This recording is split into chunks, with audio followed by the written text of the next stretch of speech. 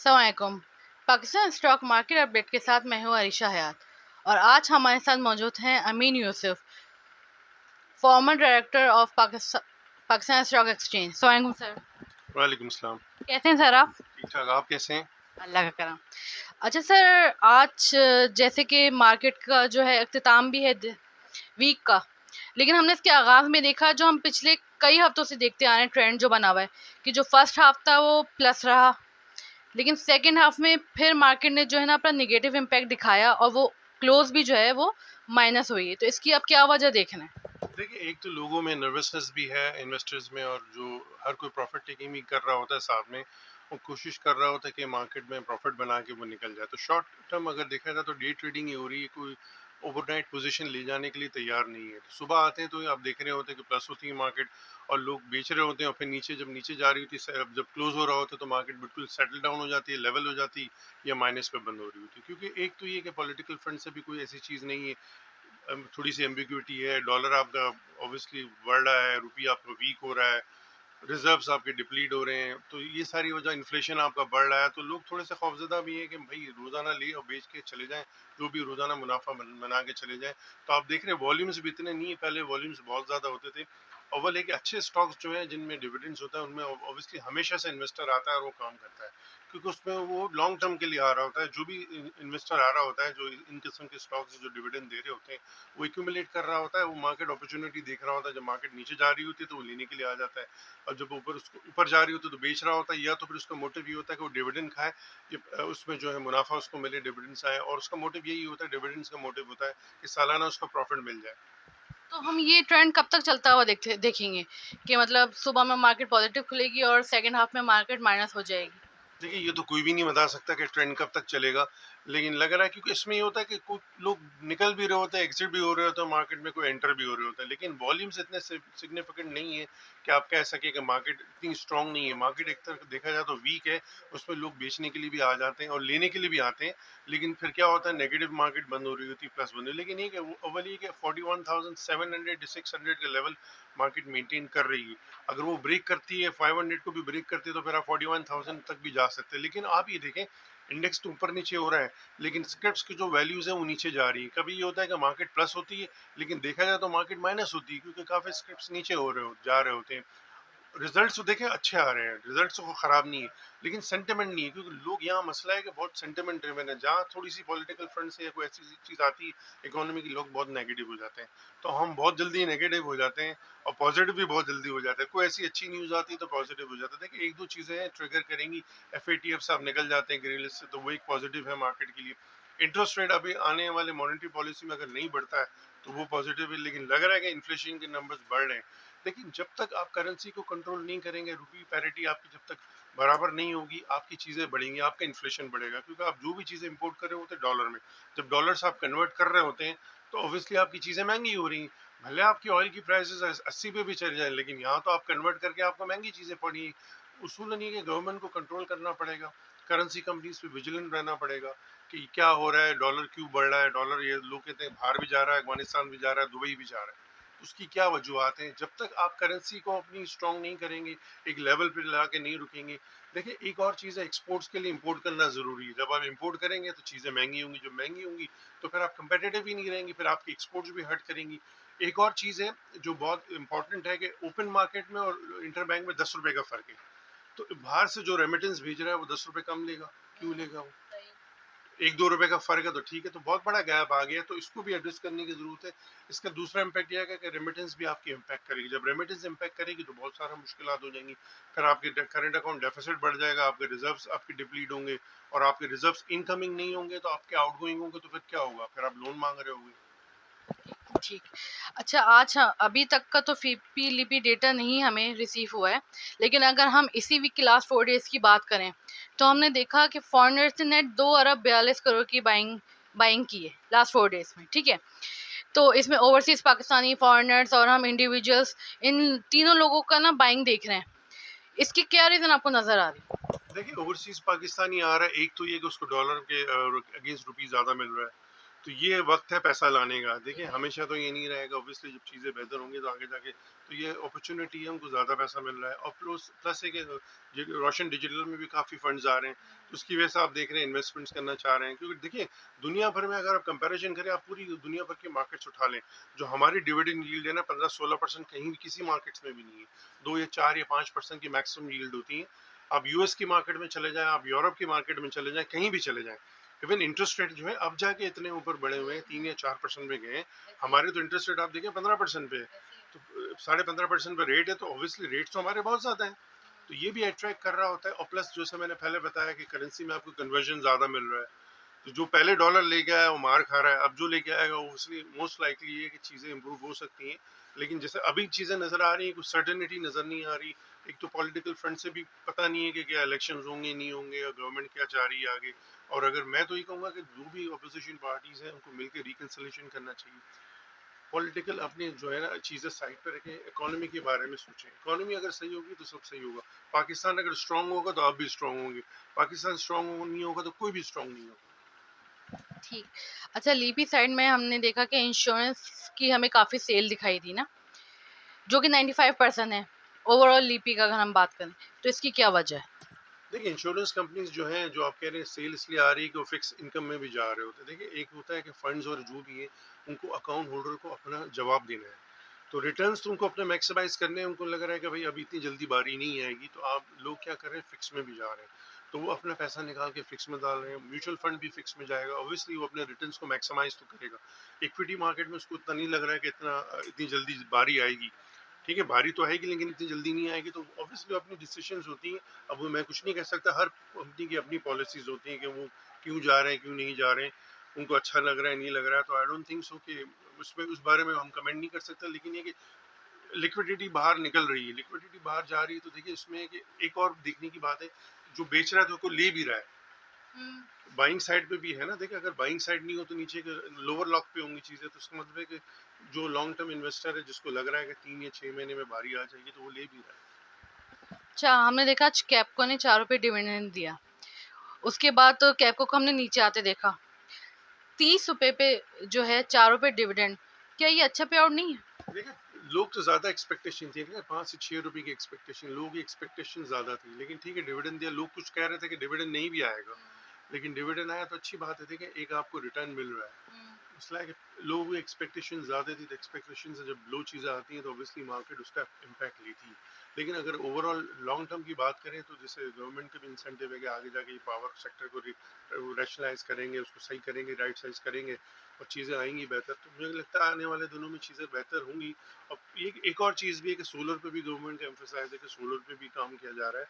अगर ये सोलर पे चीज़ें अपनी गिरफ्त कर लेते हैं, उस पर चीज़ें आ जाती हैं, तो आपका काफ़ी ऑयल पे जो रिलायंस है ना कम हो जाएगा। मेन हमारा इशू ये होता है कि हर सफ़ा हम रो रहे होते हैं जब ऑयल की प्राइस ऊपर जा रही होती है। एक ज़माने में $150 भी गया था, तब भी हम रो रहे थे। भाई घटता है तो फिर हम कुछ करते ही नहीं है। जब एक ऑयल आपको फ्री में मिल रहा था, आपने हेज नहीं किया। तो मैं तो ये कहूँगा कि इस गवर्नमेंट को अगर ऑयल नीचे जाता है या गैस की प्राइसेस नीचे जाती है, तो आप लॉन्ग टर्म उसको हेज कर लें। 1 साल या 2 साल की, 1 साल की कम से कम कमिटमेंट कर लें। तो उससे ये होगा कि आपके ऑयल का रिजर्व, आपके बिल ऑयल का कम होगा, तो आपका आसानी से जो करंट अकाउंट डेफिसिट है वो कम हो जाएगा। तो मेन जो एम्फेसाइज है ना हमारा ऑयल का है। ऑयल के आपने सब्सिट्यूट अगर आप ढूंढ लेते हैं, सोलर पे आप ग्रैब कर लेते हैं, नए प्रोजेक्ट्स आते हैं, हर एक पे मैंडेटरी कर देते हैं, तो काफ़ी हद तक आपकी चीज़ें बेहतर हो जाएंगी। अच्छा, अभी आपने ऑयल की बात की, जैसे कि ना अगर हम आलमी मंडी में देखें तो ऑयल, अगर हम पिछले दिनों के मुकाबले में ऑयल को आज देखें तो वो काफ़ी नीचे आया है। ठीक है, इवन कि खान साहब के दौर में भी उससे भी नीचे आया है। ठीक है, लेकिन फिर भी हम हमारे ऊपर उसका कोई इम्पैक्ट नहीं पड़ा। ठीक है, हमारे बल्कि इवन डे बाय डे उसकी प्राइस इंक्रीज हो रही है हमारे मुल्क में। तो जब कोई इम्पैक्ट नहीं पड़ रहा है इंटरनेशनल मार्केट का, तो फिर हमें क्या उसका फ़ायदा होगा? ये मुझे बताएं कौन सी चीज़ें पाकिस्तान में सस्ती होती हैं, महंगी होती है, इसके बाद कभी आपने देखा है कि कोई चीज़ सस्ती हो जाए? तो इन्फोर्समेंट नहीं है ना हमारे पास, जो निज़ाम हमारा बना हुआ है कि चेक एंड बैलेंसेस नहीं है। जब एक चीज़ बढ़ रही होती है ठीक है आप प्राइस बढ़ा दें, जब घट रही होती है तो उसको क्यों नहीं चेक किया जाता कि भाई प्राइसेस घट गई हैं तो उसको भी सस्ता करें। कंज्यूमर हमेशा जो है ना पिसता है, उसको हमेशा हाई प्राइस देनी पड़ती है। कोई ऐसा सिस्टम हमारे पास बना हुआ नहीं है। जैसा आपने कहा खान साहब की हुकूमत में ऑयल की प्राइसेस तो मुफ्त हो गई थी, नीचे आ गई थी। उस लेवल पे अगर आप हेज कर लेते और ऑयल और गैस का अगर आप रिजर्व्स कर लेते या बुकिंग कर लेते एडवांस में, वो टाइम था आपको बुक करने का। अगर कर लेते तो इतनी मुश्किलात नहीं होती। और मैं अभी भी कहूँगा कि अभी भी जो गवर्नमेंट अगर नीचे आती है प्राइसेस, एक आपको लगेगा कि ये लेवल पे अगर करना चाहिए तो आप उसको रिजर्व कर लें, आगे जाके बुकिंग्स कर लें, 1-1 साल के आप कॉन्ट्रैक्ट्स ले लें। तो इससे क्या होगा, काफ़ी हद तक लोगों को रिलीफ मिलेगा। बाद में ये होता है कि भाई ऑयल की प्राइसेस बढ़ रही, हम क्या करें, इंटरनेशनल हमें पास ऑन करना पड़ेगा। अब जैसे गवर्नमेंट कोशिश कर रही है कि डी रेगुलाइज करने की, ये अच्छी चीज़ है। डी रेगुलाइज नहीं है कि दुनिया भर में ये होता है, कहीं ऐसा नहीं होता कि कोई अथॉरिटी फिक्स करे प्राइस और उसको चेंज करे। होता ये है कि ऑयल की प्राइसेस जब बढ़ती हैं तो पंप्स पे आपको तेल महंगा मिलता है, जब ऑयल की प्राइसेस घटती हैं तो आपको सस्ता मिलता है। तो ये सिस्टम बड़ा अच्छा है, अगर ये लेके आ जाएंगे तो इससे क्या होगा, सर्कुलर डेट नहीं होगा। इसी तरह से गैस में भी ये होना चाहिए।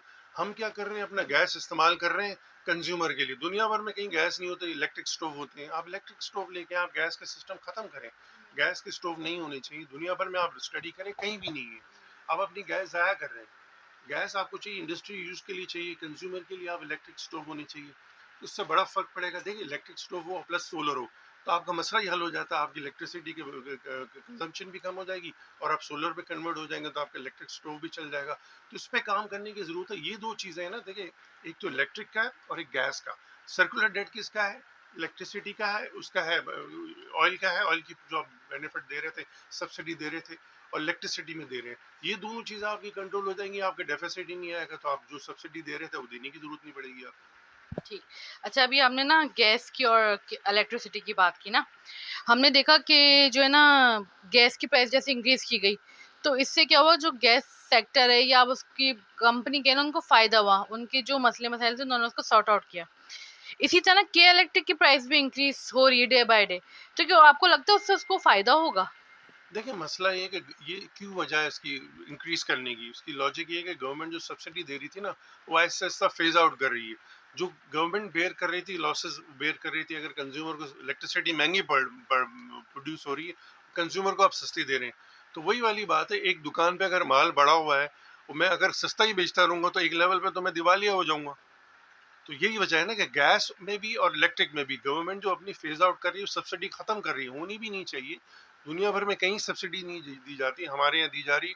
उसमें होता ये दुनिया भर में कि जो इफेक्टेड लोग होते हैं उनको डायरेक्ट सब्सिडी दी जाती है। होता है कि उनको डायरेक्ट गवर्नमेंट बेनिफिट देती है, ये नहीं देती कि पूरी पूरी आवाम को आप सब्सिडी दे दें। देखिए अगर पूरी आवाम को देंगे, जो डिजर्व नहीं करता उसको भी आप दे रहे हैं, तो आप तो लीकेजेस कर रहे हैं अपने अपने जो इतने बड़ी आपने अगर सेविंग की हुई है, रेवेन्यूज है, या डेफिसिट क्रिएट कर रहे हैं। होना ये चाहिए, ये नहीं होना चाहिए। और प्लस जैसे मैंने आपको बताया कि गवर्नमेंट कोशिश कर रही है कि सोलर पे लेके आ जाए, सोलर पे लेके आ जाए। दूसरा मैंने कहा कि इलेक्ट्रिक स्टोव होने चाहिए। तो इसके क्या होगा, गैस पे रिलायंस कम हो जाएगी। जब आप सोलर पे जाएंगे तो ऑटोमेटिकली आपका स्टोव भी चल जाएगा। तो आपके गैस के जो मसले वो भी हल हो जाएंगे, और आप सब्सिडी जो आप दे रहे हैं ना वो भी खत्म हो जाएगी। जब सब्सिडी खत्म होगी तो गवर्नमेंट पर बर्डन कम होगा। जो इतना बर्डन हो रहा है तो वो कहीं और स्पेंड करेंगे, इंफ्रास्ट्रक्चर में जाएंगे, आवाम पे खर्च करेंगे, एजुकेशन पे खर्च करेंगे, हॉस्पिटल्स पे करेंगे, रोड्स पे करेंगे। तो ये जो है ना, इसको एक दफ़ा करना पड़ेगा। और डी रेगुलेशन का गवर्नमेंट की बड़ी अच्छी पॉलिसी है, इसको मैं अप्रिशिएट करता हूँ। इसको फौरन लाना चाहिए। इससे ये होगा कि जो पंप्स पे प्राइसेस ऊपर नीचे होंगी, आवाम को भी बेनिफिट नहीं होता। देखिए जब ऑयल की प्राइसेस घटती हैं तो आपको बेनिफिट मिलता नहीं मिलेगा। जब डी रेगुलाइज होंगी तो पंप्स खुद ही करेंगे, जो इंटरनेशनल प्राइस होंगी उस हिसाब से वो चार्ज करेंगे, तो आवाम को भी मसले हल हो जाएंगे। देखिए बढ़ेगी तो फिर उनको ज़्यादा देना पड़ेगा, जब घटेगी तो उनको बेनिफिट भी मिलेगा। ठीक ठीक। अच्छा, अगर हम ओवरऑल मार्केट की बात करें ना, तो मतलब आपको क्या लग रहा है कि इन्वेस्टर जो है इन्वेस्ट क्यों नहीं कर रहा? देखिए इन्वेस्टर एक तो इन्वेस्टमेंट इसलिए नहीं कर रहा कि आपकी करेंसी स्टेबल नहीं है। अब आप देखें कि डॉलर जब आपका बढ़ जाएगा, रुपी वीक होगा, तो आपको नहीं पता ना किस लेवल पे। तो इसकी दूसरी साइड पे आप चले जाए तो इन्फ्लेशन भी बढ़ेगा। जब डॉलर में चीज़ें इंपोर्ट होती हैं, खाने पीने की चीज़ें आती है, ऑयल आता है, सब चीज़ें, ऑयल आपका खाने पीने का भी ऑयल आता है वो भी इंपोर्ट हो रहा है, दालें भी इंपोर्ट हो रही, तो वो चीज़ें महंगी होती है। जब खाने पीने की चीज़ें महंगी होंगी, इन्फ्लेशन बढ़ेगा। जब इन्फ्लेशन बढ़ेगा तो इंटरेस्ट रेट बढ़ेगा। जब इंटरेस्ट रेट बढ़ेगा तो मार्केट में क्यों आएगा इन्वेस्टमेंट करने के लिए। अगर किसी को 20% रिटर्न बैंक में अगर बैठे बैठे मिल जाएगा तो मार्केट में नहीं आएगा, तो मार्केट वो उसके लिए लुक्रेटिव नहीं होगी। तो यही वजह होती है, खौफ होता है। लोगों को स्टेबिलिटी जब तक नहीं आएगी, देखिए political stability as well as economic की स्टेबिलिटी, दोनों चीज़ें बहुत ज़रूरत है। अगर दोनों चीज़ें नहीं आती तो लोग खौफजदा ही रहेंगे, डरे रहेंगे कि भाई हम करें इन्वेस्टमेंट नहीं करें। इसी वजह से आप देख रहे हैं इन्फ्लोज भी इतने नहीं आ रहे, जबकि ये मार्केट बड़ी अट्रैक्टिव लेवल पे है। इस लेवल पे तो इन्फ्लोज जो जो पैसे लगाएगा, अगर 1 या 2 साल वो वेट करेगा, वो बहुत अच्छे रिटर्न्स बनाएगा। ठीक। अच्छा, अगर हम आईटी सेक्टर की बात करें तो पिछले हम 2-3 दिनों से देख रहे हैं और आज भी हमने देखा कि जो टीआरजी ने बहुत अच्छा परफॉर्म किया। ठीक है, तो इसकी क्या वजह है? टीआरजी के पीछे कोई खास वजह है उसके परफॉर्म करने की? क्योंकि पूरा अगर हम ओवरऑल आईटी सेक्टर की बात करें तो पूरा इतना अच्छा परफॉर्म नहीं करा सिवाय एक टीआरजी के। देखिए तो उसको आप कैसे देखते हैं? उसमें तो एक न्यूज़ ये थी कि 12.5% एक कंपनी ने उसकी होल्डिंग खरीदी है, तो वो एक डिस्क्लोज हुई थी, तो उसकी वजह से भी उनको बाइंग करनी थी। एक वो वजह भी है जिसकी बाइंग की वजह से आप देख रहे हैं कि शेयर्स ऊपर आए। ऑब्वियसली उनको टारगेट था कि 12.5% उन्होंने होल्डिंग एक्वायर करनी है, तो ये वजह भी थी। और प्लस उसको देख के थे कि जब एक स्टॉक ऊपर जा रहा होता तो लोग कह रहे तो ये बढ़ रहा है तो हम भी ले लें, तो लोग ये भेड़ चाल होती है, मल्टीप्लायर इफेक्ट जिसको कहते हैं, वो मल्टीप्लायर इफेक्ट होता है, इसकी वजह से स्टॉक बढ़ जाता है। नो डाउट आईटी में देखिए काफ़ी ग्रोथ है, और आईटी ही पाकिस्तान को एक्सपोर्ट्स बढ़ा सकता है। रातों रात देखिए एक्सपोर्ट आप नहीं बढ़ा सकते, आप इंडस्ट्री मैन्युफैक्चरिंग रातों रात नहीं कर सकते। आईटी की वजह से आप जो है, आप लोगों को चाहिए, हमें चाहिए, गवर्नमेंट को चाहिए कि नए स्किल्स डेवलप करें। जो यंग जनरेशन है, खास तौर पर यूनिवर्सिटीज़ में इस किस्म के कोर्सेज होने चाहिए जिन पे उनको जॉब्स मिल जाएं। जब जॉब्स मिलेंगी, लोग बाहर जाएंगे, रेमिटेंस भेजेंगे तो आपकी रेमिटेंस बढ़ेगी, तो और इसके अलावा आईटी का आपको बिजनेस भी मिलेगा। मेन फोकस गवर्नमेंट का होना चाहिए कि आईटी जोन्स बनाए, नई जनरेशन जो है इनको स्किल करें, स्किल्स बंदे करके उनको बिठाएं, और सॉफ्टवेयर बोर्ड है वो हेल्प करे। जब तक आप ये नहीं करेंगे, रातों रात आपकी एक्सपोर्ट बढ़ सकती है, सिर्फ आईटी ही आपकी एक्सपोर्ट बढ़ा सकता है, मैन्युफैक्चरिंग भी आप इतनी जल्दी एक्सपोर्ट्स नहीं बढ़ा सकते। तो आने वाले दिनों में आप टीआरजी को कहाँ पे देख रहे हैं? देखिए स्टॉक स्पेसिफिक तो मैं नहीं कह सकता, वो तो आवाम खुद ही देखेगी, मैं कभी इसका एनालिसिस नहीं देता हूँ। तो आप खुद देखें, आपको खुद पता होगा, आप खुद नंबर्स देखें, आप उसका वॉल्यूम देखें, कितना वॉल्यूम हो रहा है, उस प्राइस एक्शन देखें, प्लस उसके रिजल्ट्स देखें। देखिए इन्वेस्टमेंट जिसने करनी है उसने करनी है, मैंने नहीं करनी है। जिसने करनी है उसको अपनी देखभाल के वो अपनी इन्वेस्टमेंट्स करे और डिसीजंस ले। एडवाइस ज़रूर ले, लेकिन आप अपनी खुद डिसीजन लेके काम करते हैं तो वो ज़्यादा बेहतर करते हैं, लेकिन उसके लिए होमवर्क ज़रूरी है। अगर आप होमवर्क नहीं कर सकते हैं तो फिर आप म्यूचुअल फंड के थ्रू जाए। अच्छा, हम हेस्कोल की बात करते हैं। हेस्कोल का मार्केट में काफ़ी बड़ा कैपिटल रहा है, ठीक है? उसकी जो 2 नॉन कंप्लाइंस थी वो उसने पूरी कर दी है। अभी 23rd को उसकी बोर्ड मीटिंग है, दोपहर 3 बजे, ठीक है? अब एक उसकी नॉन कंप्लाइंस बची है ऑडिट के हवाले से। तो इसके बाद आप हेस्कोल को क्या देख रहे हैं? क्या वो रिकवर हो जाएगा? उसका जो डिफ़ॉल्ट जो लगा है वो ख़त्म हो जाएगा? देखिए ये कहना तो बहुत मुश्किल है, क्योंकि ये तो कंपनी आपको बता सकती है, मैं कैसे बता सकता हूँ कि हट जाएगा। वो तो ऑडिटर जब तक रिपोर्ट नहीं देगा, और एक्सचेंज जब तक वो अपने रूल्स रेगुलेशंस इनकी होती हैं, क्योंकि मैं भी एक्सचेंज में बोर्ड में रहा हूँ, तो जब तक वो उनको नहीं करेंगे, कंफर्ट लेवल एक्सचेंज का नहीं आएगा, वो नहीं निकालेंगे। तो ये कंपनी और एक्सचेंज की रिस्पॉन्सिबिलिटी, इसमें मैं कुछ नहीं कह सकता। और इसमें कि हम कमेंट कर देंगे, कोई इन्वेस्टर उसको फॉलो कर रहा हो, जाके ले लेगा या बेच देगा, तो उसको नुकसान हो सकता है। तो इसमें मैं ये कह सकता हूँ एक कि मिनट, एक मिनट। जी। Sorry to interrupt. एक एक सिर्फ जनरल एक कॉन्सेप्ट मैं पूछ रही हूँ कि जैसे 3 उन पे कंप्लायंस लगी थी ना, नॉन क्लॉज लगे थे 3। उन 3 में से उन्होंने 2 तो समझे पूरे कर दिए, अब एक ऑडिट का बचा है। तो सिर्फ पूछने का मकसद ये है कि अगर फर्ज करें वो थर्ड भी एक जनरली हम हेस्कोर के अलावा किसी और पे भी लग सकते हैं क्लॉज वगैरह या जो भी है। वो मैं पूछ रही हूँ कि अगर फर्ज करें वो अपने तीनों क्लॉसेस को पूरा कर देता है तो उसके बाद क्या वो डिफॉल्ट से हट जाएगा? मतलब देखिए ये मैं पूछने आपको का मकसद जनरली है। बता देता हूँ, हेस्कॉल के बारे में नहीं बताता हूँ, हाँ कमेंट हाँ। करना नहीं है। कोई भी एक्सचेंज में अगर रेगुलेशंस होती है, अगर आप कर देते हैं, उसको फुलफिल करते हैं, तो एक्सचेंज तो आपको निकालेगा ना। ठीक है। जब आप कंप्लाइंस करेंगे तो निकालेगा। सही बात है, जब एग्जाम देते हैं और एग्जाम में अच्छा परफॉर्म करेंगे तो रिजल्ट तो आएगा आपका। और रिजल्ट अगर अच्छा परफॉर्म करेंगे तो अच्छा रिजल्ट आएगा, गंदा परफॉर्म करेंगे तो गंदा रिजल्ट आएगा। तो ये देखिए एक्सचेंज की रिक्वायरमेंट, एक्सचेंज क्यों डालता है, आप समझ लें इसकी लॉजिक क्या है। एक्सचेंज डिफॉल्टर में इसलिए डालता है कि या तो आप अकाउंट्स नहीं देते, या फिर आप डिविडेंड डिक्लेयर नहीं करते, अकाउंट्स नहीं देते, एजीएम कॉल नहीं करते। तो ये सारी चीजें, एक और भी चीज होती है, लोगों ने बताओ कि लिस्टिंग फी नहीं देते, क्योंकि लिस्टिंग फी भी इंपॉर्टेंट होती है। जब आप एक्सचेंज में लिस्ट करा रहे होते हैं तो उसकी फीस होती है, वो आपको देनी होती है। अगर आप वो नहीं देते तो एक्सचेंज उसकी वजह से भी आपको डिफॉल्टर में डाल सकती है। अकाउंट्स नहीं डिक्लेयर कर रहे उसकी वजह से भी डाल सकती है, एजीएम नहीं कर रहे उसकी वजह से भी, एनी अदर, जैसे उसमें अकाउंट्स में अनक्वालिफाइड रिपोर्ट है या उस बेस पे भी डाल सकते हैं। तो एक्सचेंज देखिए पूरा एक डिपार्टमेंट है लिस्टिंग का, वो देख रहा होता है। वो क्यों देख रहा होता है कि अगर वो ऐसी वैसी कंपनी आ गई, तो अगर लोग तो काम करेंगे तो उसको नुकसान होगा, तो ज्यादा बात एक्सचेंज की भी एक रिस्पॉन्सिबिलिटी होती है ना। और एक्सचेंज अच्छी देखिए वक्त के साथ किसी भी कंपनी को नुकसान हो सकता है, प्रॉफिट हो सकता है, ये कुछ भी नहीं कह सकते। आज ये कंपनी काम कर रही है, कल उसके प्रोडक्ट्स नहीं चले, कोई और कॉम्पिटिटर आ गया, नुकसान में आ सकती है। लेकिन एक्सचेंज की जिम्मेदारी होती है कि वो सारी अपनी कंप्लायंसेस, जो रूल बुक है ना, एक्सचेंज के रूल बुक के हिसाब से वो चलता है। तो रूल बुक में अगर आपने कोई चीजें नहीं की, ये सिर्फ कंपनीज पे नहीं होता, ब्रोकर के भी होता है। ब्रोकर नॉन कंप्लायंस करता है तो उसके ऊपर भी सख्ती होती है, उसके ऊपर भी, उसको भी पेनल्टी लगाई जाती है, उसको भी नोटिस दिए जाते हैं। तो एक्सचेंज तो एज अ होल अपना पूरा होल काम कर रहा है, और अच्छा काम कर रहा है, क्योंकि वो अगर सख्ती नहीं करेगा तो फिर कैसे काम चलेगा? तो वो तो ज्यादा रेगुलेटर है। एसएससी की बात तो फ्रंट रेगुलेटर तो स्टॉक एक्सचेंज है, पीएसएक्स है, तो उसकी भी जिम्मेदारी है, एसएससी की भी जिम्मेदारी, और एक ब्रोकर की भी जिम्मेदारी है, और एक इन्वेस्टर की भी जिम्मेदारी है। इन्वेस्टर जब काम कर रहा होता है वो भी देखभाल के काम करे। होता है कि अगर आप ले लेते हैं किसी के कहने पे तो फिर आप फंस भी जाते हैं। तो अपना होमवर्क जरूर करें, इसके बाद देखें, आपके पास सारा डेटा अवेलेबल। अब तो बड़ी आसानी है, अगर 15 साल पीछे चले जाएं तो हम तो बैलेंस शीट लाइब्रेरी में जाके निकालते थे, अब तो वेबसाइट में सारी चीजें अवेलेबल है। बल्कि अब तो व्हाट्सएप पे ग्रुप इतने बने हुए हैं, हर जगह से कमेंट्स आ रहे होते हैं, बड़े बड़े एक्सपर्ट्स बैठे हुए हैं, बड़े बड़े गुरु बैठे हुए हैं, बड़े बड़े वॉरेन बफेट बैठे हुए हैं। यहाँ तो मैं तो कहूँगा हर ग्रुप में एक वॉरेन बफेट बैठा हुआ है, जो अपनी अपनी सजेशन दे। मैं किसी को क्रिटिसाइज नहीं कर रहा, मैं मजाकिया बात कर रहे हैं।